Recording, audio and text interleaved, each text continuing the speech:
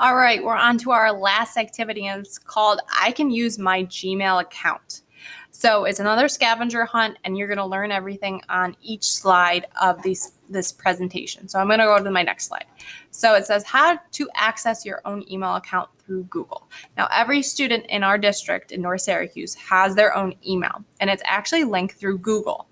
And this is going to be important for us to communicate both together, and I'm going to be sending you emails periodically. So it's going to be really important for you to check that email every day and just be familiar with it. So let's go to the next slide. So there are actually two ways that you can access your Gmail account. So if I'm on Google right here, there's actually I believe for Chromebooks, there is a Gmail link given where you would access your Google Classroom in those three dots. Or in those three dots, there is actually a Gmail option. So I'm going to go right here for the steps for option 2. Because for option 1, it just goes directly to Gmail. But if you don't feel comfortable using that, then there is the other way that we can do it. So I'm going to click here, and I'm going to go to that slide.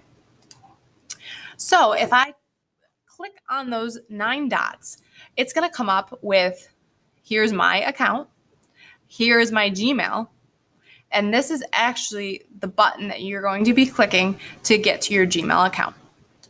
Now I'm going to go to the next slide.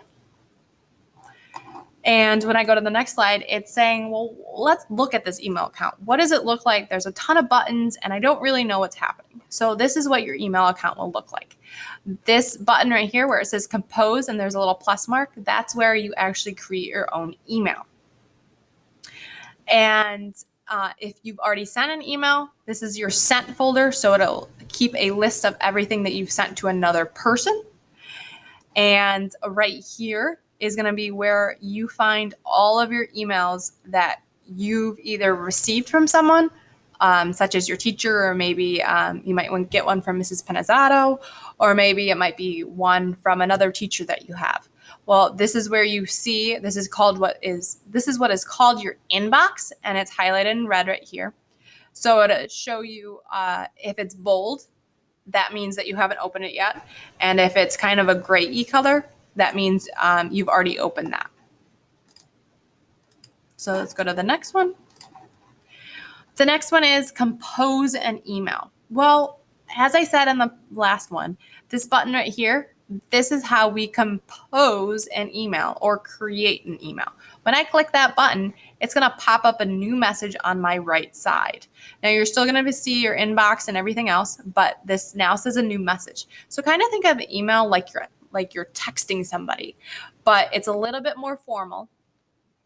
And we'll get to how you should be formatting your messages. So the next slide. So this slide just kind of breaks down what everything's for. This is where you put the person's email address that you'd like to contact. So if you're going to contact me, my full name is Bridget Burrows, and my email is bburrows@nscsd.org. Mrs. Penizzato has her own email as well. The next line is your subject line. That's kind of a little snapshot for somebody that sees their inbox.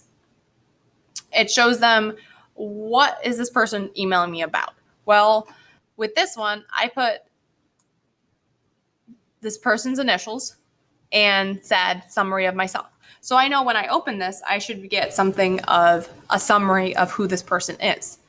So you always start off with a greeting. So you can say, hello, Miss Burrows, or you can say good morning, good afternoon, good evening, just something.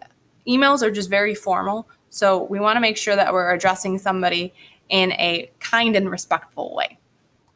The next part is the body of your email. Now, this is where you're going to put that information that you put with the subject line. So it says summary of myself. So I'm going to say, my name is Lucy. I'm 10 years old. I have 2 older brothers. I like the color pink, and I'm looking forward to math class this year.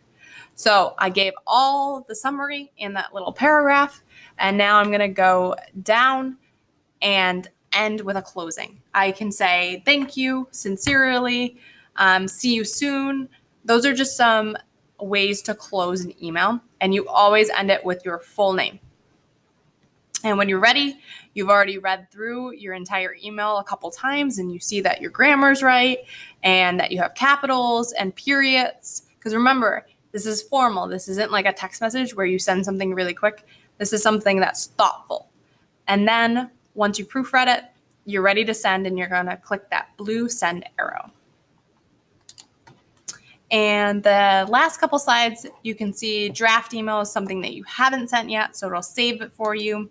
And then the last one is setting options and notifications. So this is going to be a good thing for you to go in your settings right here and make sure you get notifications, and you can get them directly onto your Chromebook. So you don't even have to have your email up. It'll pop up with the message.